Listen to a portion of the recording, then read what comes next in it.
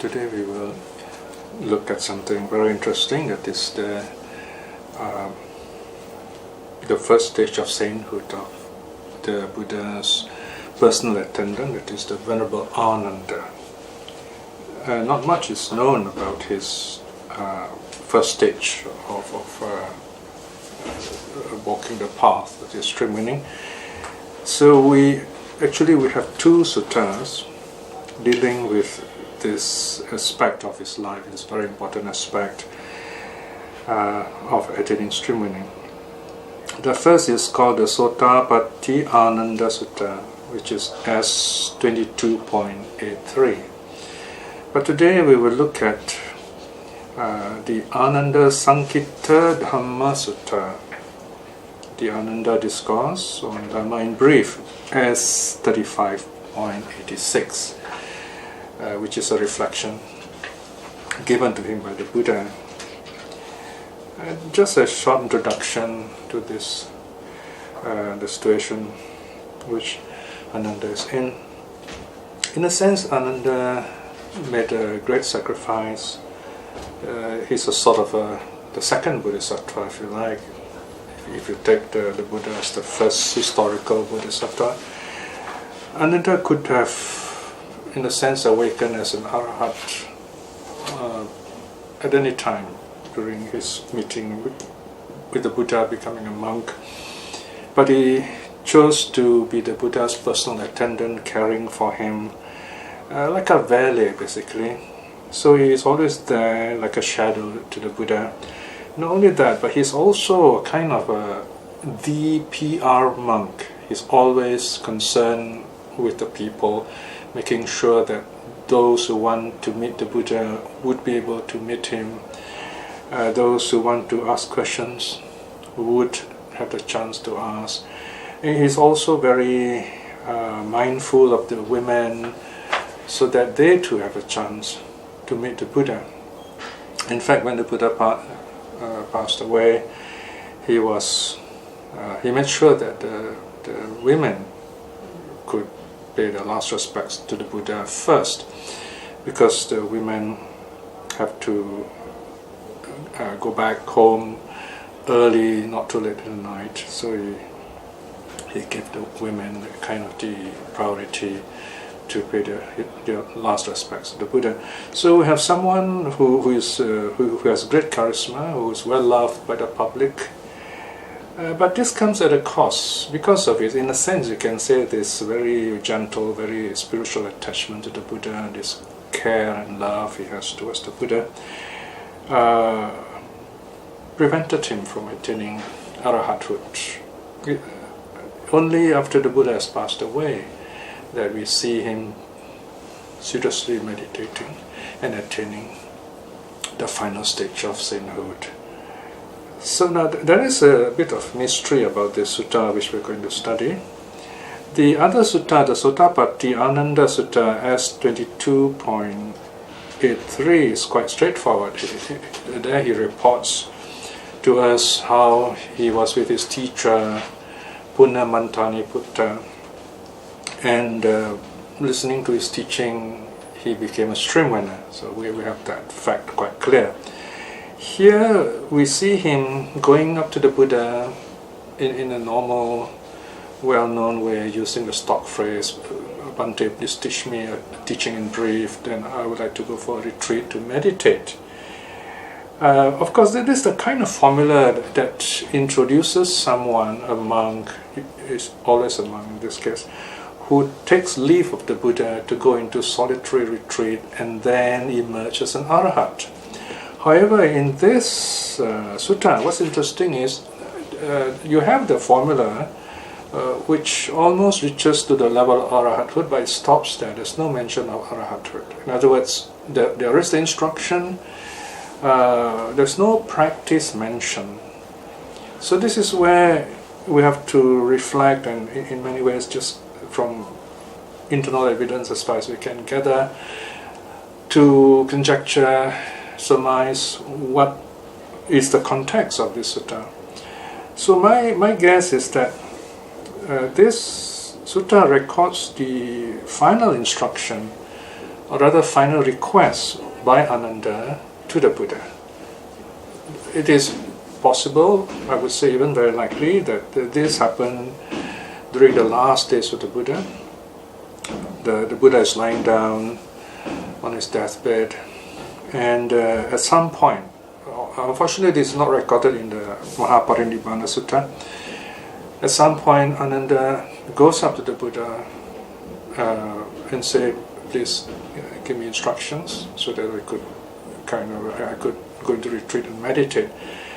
However, it is unlikely he would have done that in the last moments of the Buddha. He may have asked those instructions, maybe at the very last moment when the Buddha is passing away, and then keeping in mind those teachings. And then when the Buddha passed away, we know Ananda went into retreat. We know Ananda meditated on his own, and his way of awakening is very unique.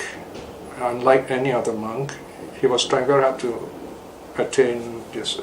It did not happen as expected, because he was probably thinking about it, But then he was very mindful. So he was going to retire, he was going to turn in, so that he was mindfully bending down to touch his bed, to lie down, one foot coming up. So he was kind of precariously in this non-position, if you like, because as you know, traditionally in the sutta we hear what are called the four postures: standing, walking, sitting, lying down. So in this case we see Ananda doing none of these four. He was kind of getting ready to lie down, but he was neither standing, nor sitting, nor walking, nor lying down. So at that moment, he was so mindful, at that moment he became an arahant. Of course, this is a very interesting event. It shows that awakening can come to us at any time, as long as we are prepared. So I think this is the best context that we can understand the teaching given here, the Ananda Sankita Dhamma Sutta as 35.86, where the Buddha gives him this instruction, which are actually quite simple, the standard teaching. It is what we can say is the sixth cycle, 18 element pericope. There are 6 cycles, 6 stages, if you like, and it is based on the 18 elements. What are the 18 elements? We have the eye, nose, tongue, body, and mind, and they are spread over 3 aspects. It is the internal sense faculty, external sense object, and sense consciousness. So this is reflected over 6 times. Now let's look at what all this means from the sutta itself. Now this is one of those sutta which will scare people who are full of defilements away. They will say, oh, they are so boring, everything is so repetitive. Well, this is the secret of awakening. I mean, if you want awakening, those story-like sutta with amazing tales and so on, they are very interesting, very entertaining, but that's about it. Of course, for those who have great faith, such stories will deeply inspire them, definitely. But what really will help us to awaken and calms our mind are these very repetitive suttas, which you have to listen very carefully, and then something happens, you're reminded of some very basic teachings, in this case of the 3 characteristics: impermanence, unsatisfactoriness, and non-self of the 6 senses. So they're kind of repeated that way. Of course, you don't have to read everything. You can select certain sections, or you can recite or in parts and then reflect on them.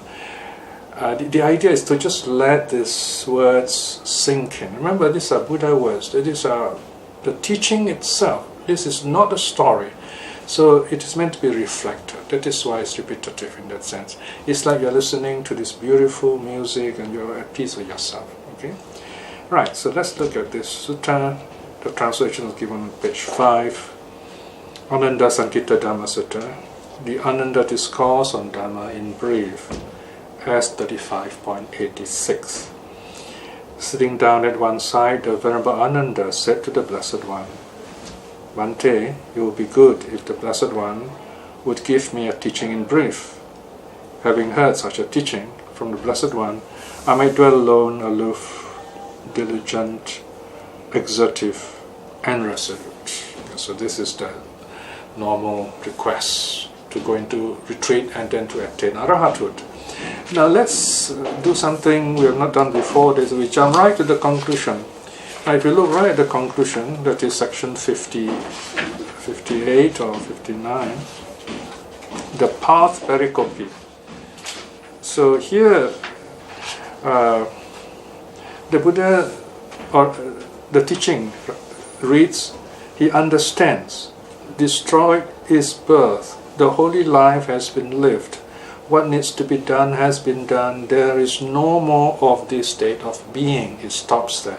Now remember, we've got to ask ourselves, who's talking here? This is the Buddha giving Ananda the teaching. It is not Ananda's words. But something very important is missing here. Usually there is another paragraph, very short paragraph, or a line which says, so and so became one of the arahats. That's missing. So in other words, Ananda did not attain arahathood yet. So it is for this reason that I surmise this could be a request by Ananda to the Buddha during the last days of the Buddha, and then later Ananda practice to attain arahathood. Alright, so let's go back to the start. So Ananda says, having heard such a teaching from the Blessed One, I might dwell alone, aloof, diligent, exertive, and resolute. Okay, that's the request. Then the teaching starts. Straight away the Buddha says, what do you think, Ananda? Is the I impermanent? Is the I permanent or impermanent? And then Ananda says, impermanent, Bhante. So you have a kind of Socratic dialogue here, kind of question-answer situation. The Dhamma is being transmitted here. Then verse 3, now what is impermanent? Is it suffering or pleasurable? Suffering, Bhante. Now is that which is impermanent, suffering, subject to change, fit to be seen as this is mine, I am this is myself? Not at all, Bhante. Alright, so you have this first part starting with the I, right? So you can see the I's in bold. And then 5 is form, permanent or impermanent. Notice, so you got I and then you have form, right? So of course, the same template is repeated, right? So first you have form, is it permanent or impermanent? Impermanent, Bhante. Now, what is impermanent? Is it suffering or pleasurable? Suffering, Bhante. Now, is that which is impermanent, suffering, subject to change, fit to be seen as this is mine, I am this is myself? Not at all, Bhante. Now, you notice the words here are italicized. It means it is a repeat of the previous section of the previous paragraph. Alright, so this is kind of, maybe I should label 1, 2, 3. So this is part 2 of the first cycle. Now part 3 starts at number 8. Notice what is it this time? I consciousness. Okay, now we started with I, and then you have form. Now it's I consciousness. You have the internal sense organ, the I, external sense object, form, and then the I consciousness. This is a triangle of experience. Okay? Is consciousness permanent or impermanent? Impermanent, Bhante. Now, what is impermanent? Is it suffering or pleasurable? Suffering, Bhante. Now, is that which is impermanent, suffering, subject to change, fit to be seen as this is mine, I am this is myself? Not at all, Bhante. Right, so there you have the application of the 3 characteristics. Okay, so this forms the first set, the I set, if you like. So you multiply this 3 by 6 times. In other words, there are 5 more sense faculties, including the mind. So you get 18. That's why it is called the 6th cycle, 18 element pericope. Okay, pericope means kind of stop passage. Or just to help you, you'll find there's a big number 1 subheader called the eye, and then now you go to a big subheader number 2, the ear. So now the Buddha starts again the whole cycle, number 11 here. What do you think, Ananda? Is the ear permanent or impermanent? Impermanent, Bhante. Now what is impermanent? Is it suffering or pleasurable? Suffering, Bhante. Now, is that which is impermanent, suffering, subject to change, fit to be seen as this is mine, I am this is myself? Not at all, Bhante. Right, so this is the internal sense organ of the ear. And the whole cycle, this whole template is repeated for section 14 onwards. Here I think in your book is 13, right? There's a numbering, wrong numbering there, 1 number missing. So we have sound, everything is repeated for sound. Okay? In other words, now we reflect on sound as being impermanent, unsatisfactory, and non-self. And then next, 17 onwards, we have the ear consciousness, same template. It is impermanent, suffering or unsatisfactory, and it is non-self. And then you have next, number 3, the nose. Okay, what do you think, Ananda? Is the nose permanent or impermanent? Okay, here I've simplified the translation. Nose is not the physical object that you see on your face, although that's part of it. Here nose means the nose faculty or the smelling faculty. It's a faculty we're talking about, not just it's not the flesh nose, in other words. This is very important to understand.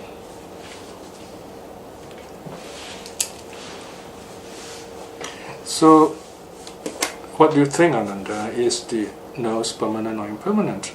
And Ananda answers, impermanent, Bhante. Now what is impermanent? Is it suffering or pleasurable? Suffering, Bhante. Now is that which is impermanent, suffering, subject to change, fit to be seen as this is mine, I am this is myself? Not at all, Bhante. And then the smell cycle takes over. Everything's repeated for the three the 3 characteristics.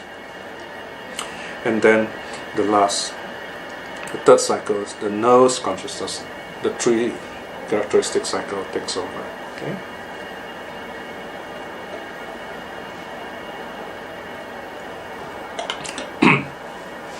Then you have the 4th cycle on the tongue. Here again, the tongue is not the physical tongue, but the tongue is a faculty. What do you think, Ananda? Is the tongue permanent or impermanent? Impermanent, Bhante. Now, what is impermanent? Is it suffering or pleasurable? Here you see again, these are basic knowledge that we have. So what the Buddha does in asking this question and in getting the answer, it brings, it kind of uplifts the level of knowledge to the level of understanding. This is what changes us. Very often we may know a lot of things about the sutta, we may memorize the sutta like a scholar. You find scholars spend their whole life studying Buddhism, for example, but very few of them actually change in their life to be truly happy, because they just see Buddhism as another enterprise, a job, so they don't really experience it, and they just know it. They do not live it, in other words. Whereas if you live it, you understand it, you go through a change. So this is how, when you keep on listening, you keep on reflecting, then when you go through life, you begin to see things happening around you, then you say, oh yeah, okay, this is impermanent. Then you see this impermanent situation becoming, or rather is unsatisfactory. It's not really something satisfying. It actually brings emotional pain. And yet you cannot pinpoint where is that pain. It's just there. It comes, it goes. So you begin to understand the wellness nature of life. So you know this reality, but it doesn't trouble you. That's what is amazing about it, this teaching. And you go from there. Right, so that's the tongue cycle. Then section 5, you have the body cycle. Right, so this is the 5th of the 5 physical faculties. What do you think, Ananda? Is the body permanent or impermanent? Impermanent, Bhante. Now, what is impermanent? Is it suffering or pleasurable? Suffering, Bhante. Now, that which is impermanent, suffering, subject to change, fit to be seen as this is mine, I am this is myself? Not at all, Bhante. In the same question, same sequence as of touch, and then the same sequence as of body consciousness, right? So you notice it is very important that we have all the words laid out here. This is, as I said, this is like a computer program. Everything is repeated, and you have to repeat everything. And if you miss a word, the program won't work. So too with the suttas. That is why we have to be careful when we translate suttas like this. You should not use etc. because it just means nothing. It's very difficult for someone who's new to the suttas, or even someone who's a regular reader. He will have difficulty figuring out what is that etc. He might figure out wrongly. So it's best to lay it out if you really want to use this text as practice text, in other words. It's like musical notes. You got to lay out all the notes complete so that the musician can play properly, in other words. And then comes the 6th and last of the faculties, the mind. What do you think, Ananda? Is the mind permanent or impermanent? Impermanent, Bhante, and so on. So the whole cycle is repeated here according to anicca, dukkha, anatta cycle. Okay, so it ends there, and then comes the path and the fruit, the result. I've put stream winning here because my guess is this is what will happen if you practice up to this point. But on the other hand, if you remember in the case of Ananda, he practiced, he became an arahat. So here, the path and the fruit, section 56, probably your section 55.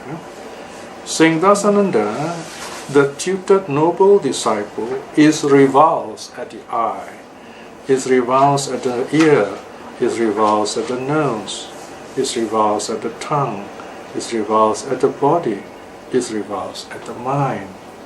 So here is a very powerful word, revulsed. In other words, we discussed it. But there is no hatred here. It's of course you can use another word, you can say fear, which is not very happy, not a happy word. It's like there is something really, this hot plate, on the oven, and you accidentally touch it and then wow, it really burnt your finger. Now you feel revulsed, you have this, I wouldn't say you're afraid, but you say, no, I'm not going to touch it again, it's going to hurt me. That sense of revulsion, you don't want to be hurt again. Okay, so the eye, ear, nose, tongue, body, mind, they are like that. It's fine if you understand what you see is just sight, but if you try to see more than that, then it's going to be pain. So that is the meaning of revulsion, that you do not want to be trapped again in that kind of cycle. Then next, 57, seeing thus Ananda, the tutored noble disciple is revulsed at, so now next is the 6 contacts. Eye contact, ear contact, nose contact, tongue contact, body contact, mind contact. So here we see a kind of extension. You have the, how does contact fit in? This is the next step. You have internal sense organ, external sense object, then the sense consciousness forms a triangle. Out of these 3 comes contact, hassa. Contact here means the experience of that sensing. So in the case of the eye, you have the eye faculty, you have the sight or visual object, and you have eye consciousness, or these three come together and you have eye contact. In simple daily word, seeing. Okay? And then from there you have, if you like, the 12 links. Okay? From seeing, from this contact, you have clinging and so on. Right?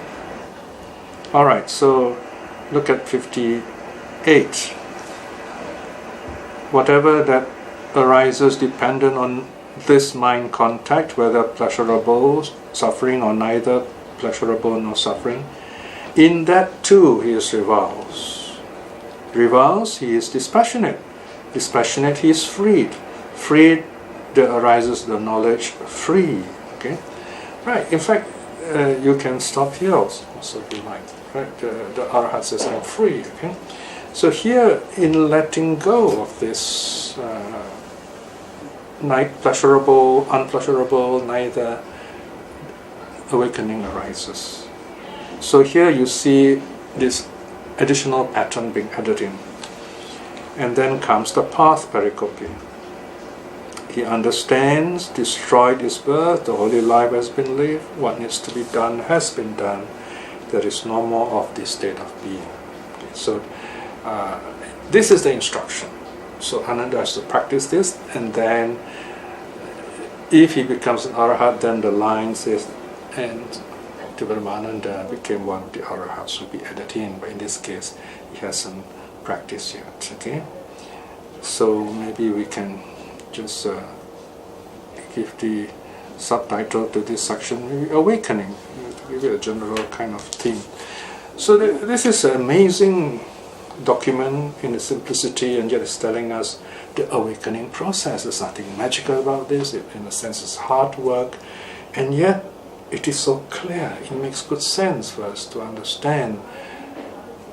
In this body, this very body, lie the all those things that are the vehicle for us to awaken, to understand. The all our eye, ear, nose, tongue, body and mind, that's all we can know, that's all we need to know, that's all we need to understand. And to understand all these 6 senses, their sense objects, their consciousnesses, their contacts and so on, as being impermanent, as being unsatisfactory and non-self. And if you can do that regularly, you will attain at least stream winning. In fact, if you even just reflect on all these as being impermanent, you will be able to attain stream winning in this life itself, according to the Anicca Chakku Sutta S25.1. So there you are. It's so easy to practice the Buddha's teaching if you understand this sutta and the Anicca Chakku Sutta. So let us make every effort to practice and awaken in this life itself. Once again, this is a time for us to recall that the teaching is present in our lives, so that all that we need to do is open our hearts and open our minds to let the Dhamma in, to practice for inner peace and our realization of the path. Reflecting in this way is very good karma. But above all this good karma, may we be blessed with peace and joy and good health and wisdom and the courage to at least aspire to stream winning in this life itself. By the same token, by the power of the 3 jewels, may we send out our loving kindness for the well-being of all those whom we love, people who are kind to us, and those who are practicing the Dhamma, that they may realize the truth and awakening in this life itself. And also, by the power of the 3 jewels, may those who are lost in seeking the truth find their way to the Noble Eightfold Path in this life itself. May all beings be well and happy. Sadhu, sadhu, sadhu.